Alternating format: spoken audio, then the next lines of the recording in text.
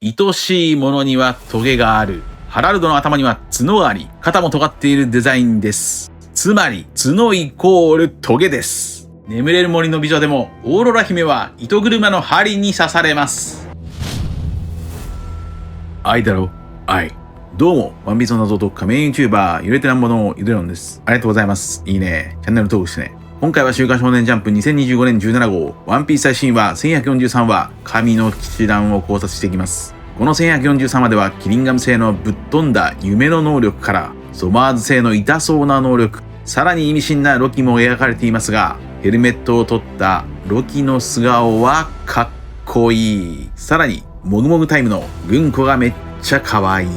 一緒に考えていきましょう。よろしくお願いします。まだ2週間前の1143話の予想を振り返りましょう。こちらです。1143話の類似話数は43話、143話、1043話です。143話は不器用。語呂合わせは日曜日。日曜日とは日にちを数えることです。ヒルルクの命はあと3、4日だと告げられて、死へのカウントダウンが始まっています。ここと繋がるなら1143話でもタイムリミット、死へのカウントダウンの話でしょうか。そして今回から反転話数の繋がりも考えましょう。1143話をひっくり返すと、341話、タイトルは悪魔。世界の敵、悪魔と呼ばれたニコ・ロビンと、世界の敵、鬼畜と呼ばれたロキが印象的に繋がり、1143話ではまだまだロキが恐るべき存在とされるでしょう。そんな1143話の語呂合わせ予想は、人々蘇る。かつてロキが暴れていた悪夢、記憶が人々に蘇る。イージーさん。はい、YouTube での1143話の予想は30点くらいでしょうか。1143話で眠りながら歩く子供たちは木に向かって歩いていますから、死へのカウントダウンが始まっています。そしてさらに X では2週間前、ソマーズ製の能力を考えました。それは子供に触れると発動するトラップ、綺麗な花にはトゲがあるゲームだろうと考えました。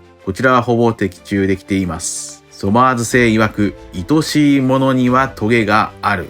さらに同じく X で、ロキのイメージはカイドウの子供の頃に似ていると考えましたが、この1143話で子供の頃のロキはカイドウのように金棒を持っています。X での考察も合わせると、1143話の予想、自己採点は70点くらいでしょうか。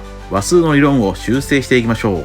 43話ではワインを飲みながら食通ぶっているフルボディ。1143話ではワインを飲む食通のソマーズ製。143話ではヒルルクがクレハに治療を頼んでいます。1143話ではルフィがハイルディンやゲルズにロキの治療を頼んでいます。また143話でチョッパーはヒルルクを治療するために誤って毒キノコを食べさせてしまっています。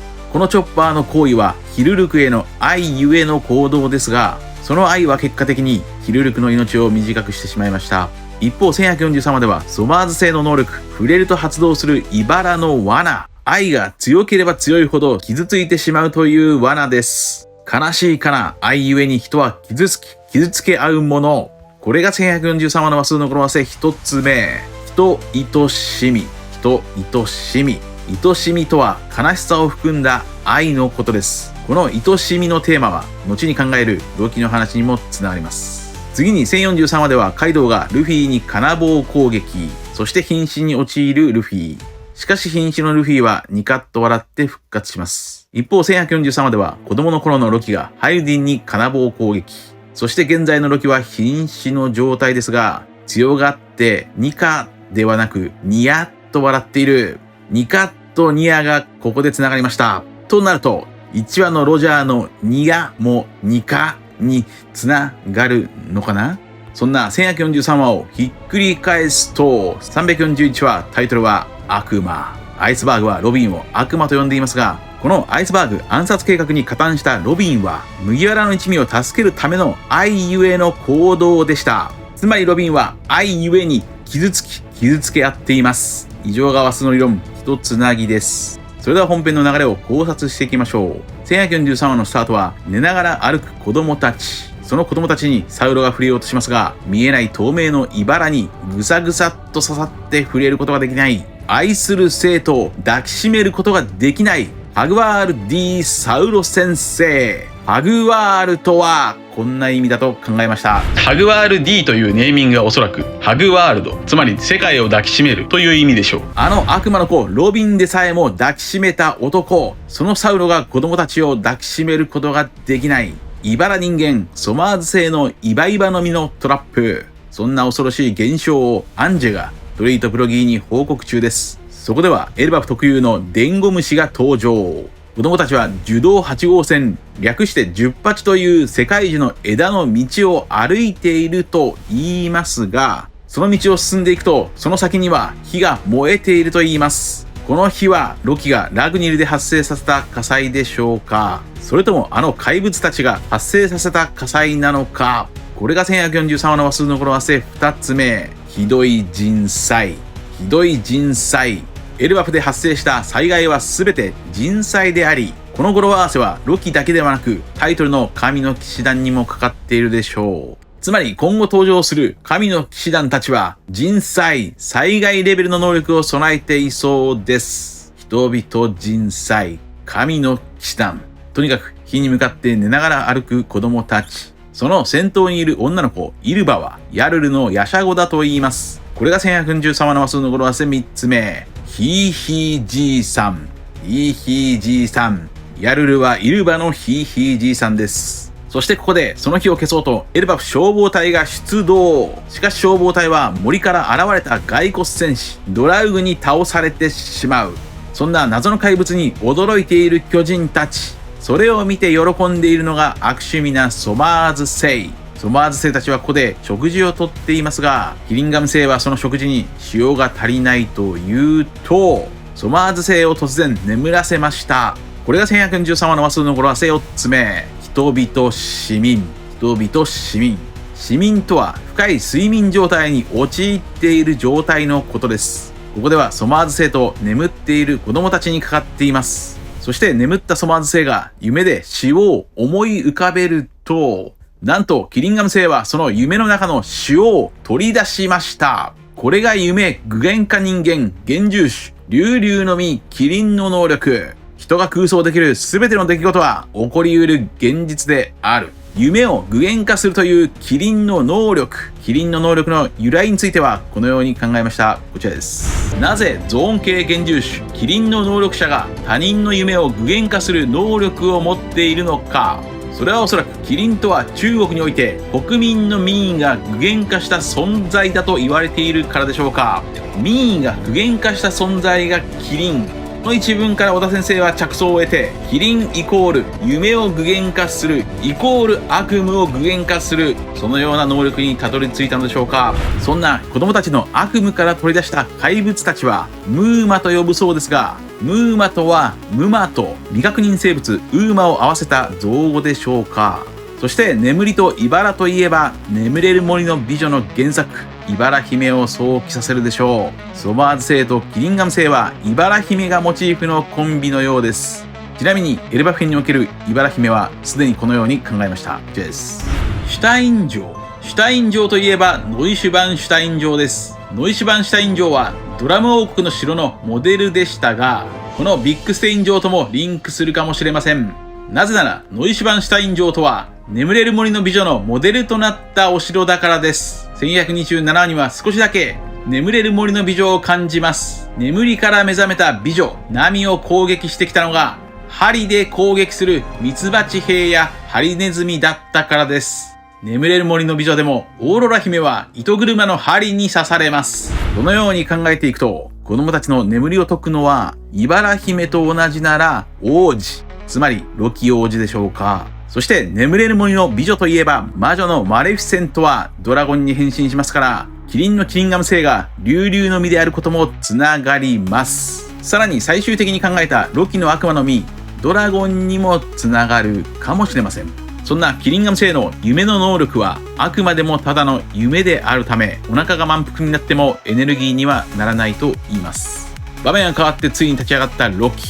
しかしロキはすでに瀕死状態であり、ルフィの優しい攻撃、腕風船が触れただけで倒れてしまい、再びロキは鎖に繋がれてゲルズに治療してもらいます。ここでハイルディンはロキとの苦い思い出を蘇らせます。生前の父ハラルドはロキとハイルディン2人の王子に仲良くしてほしいと願っていますが、ロキは自分より小さくエルバフの純血ではない兄ハイルディンを金棒でいじめていました。そんなロキは子供の頃から目に包帯を巻いていたようです。ロキの包帯については以前このように考えました。こちらです。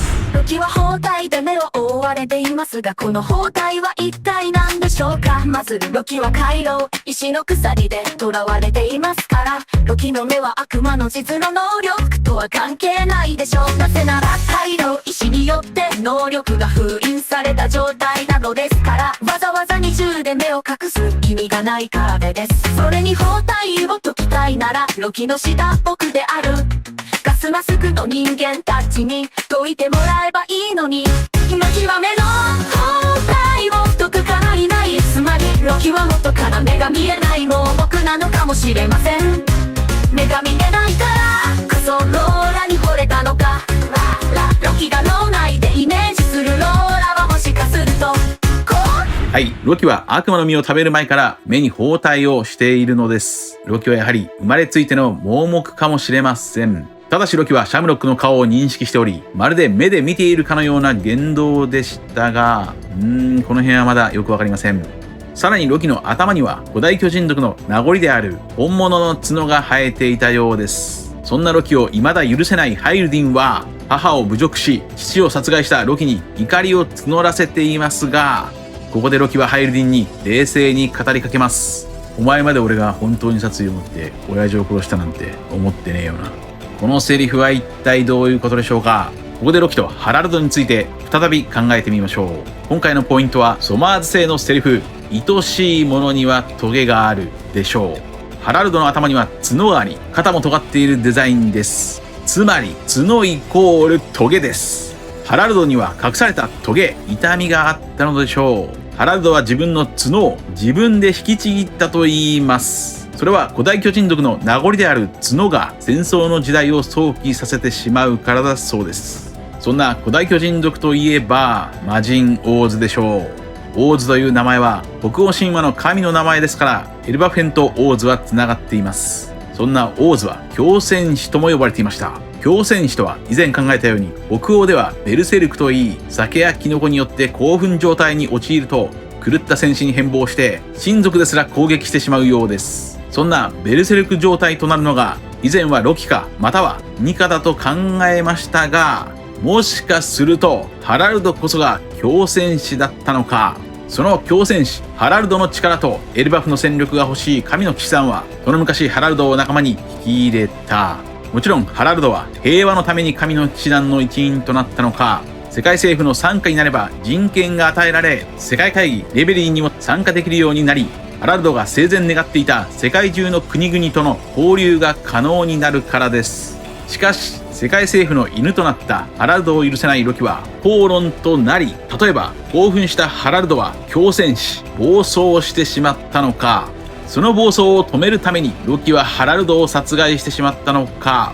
愛する人にはトゲがある。そのように考えていくと、ロキの話はカイドウの子供の頃の話に似ているかもしれません。以上です。続いては次回1144話の展開を話数の理論から考えていきましょう。1144話の類似話数は44話、144話、1044話です。44話は3人のコック、語呂合わせは紳士。44話でパティはお客様に対して常に紳士的な振る舞いを心がけています。そして1044話では太陽の神ニカが現れています。1044話のタイトルは解放の戦士。語呂合わせはテンション。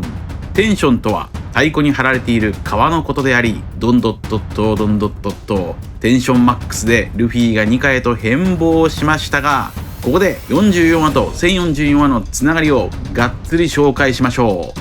44話でパティは神様というセリフを3回叫ぶ。3イコール3。1044話では神様、太陽の神ニカ。さらに44話でパティは2回いらっしゃいませイカ野郎。一方1044話ではいらっしゃいませニカ野郎。44話では天井が崩壊してルフィが落ちてくる。1044話では崩壊した天井からニカの手が伸びてくる。44話では青龍のマークの銀にパティが攻撃。1044話では青龍の街道にニカが攻撃。44話ではクソコックのサンジ。1044話では空想のゴムのルフィ。クソと空想。このダジャレは小田先生お気に入りのダジャレです。このように44話と1044話はつながっていますから、1144話ではおそらく自称太陽の神であるロキがハイルディンたちと和解して解放されるかもしれません。解放される戦士、ロキ。次に144話は雪物語、語呂合わせは一生。死が迫るヒルルクは自分の研究とチョッパーをクレハに頼むと土下座します。これが遺書でしょうか。ここと繋がるなら1144話ではハラルドとロキの秘密がついに明かされるでしょう。それはヒルルクとチョッパーのような愛ゆえに傷ついてしまった話でしょうか。そんな1144話をひっくり返すと441話バナノ島の決闘、黒ひげの技解放リベレーション。そして黒ひげ曰く太陽か闇か勝者は一人だ。441話も解放の戦士こと太陽の神ニカと繋がっています。そんな1144話の話数の語呂合わせ予想は人衣装。衣装とは別の呼び名、ゴムゴムの実の別名が人の実ニカだったように1144話でも誰かの別名が語られるのか。それは例えばメイ君ハラルドには別の呼び名があったのか。人衣装、引き続き人が傷つく悲しみの話でしょうか。それはハラルドとロキの物語か。人衣装、もしかするとロキが解放されたらロキは空を飛ぶのか。最終的に考えたロキの悪魔の実の予想はドラゴンです。ドラゴンならばルフィやハイルジンたちを背中に乗せてロキは空を飛んで子供たちを助けに行けそうです。そして1143話でロキは金棒を持っている青龍カイドウの子供の頃と繋がりました。カイドウが青龍であればロキの悪魔の実の能力がドラゴンである可能性はワンチャンあります。以上です。皆さんはどう思われましたか。ご意見やご達してほしい謎があればコメント欄までよろしくお願いします。ありがとうございました。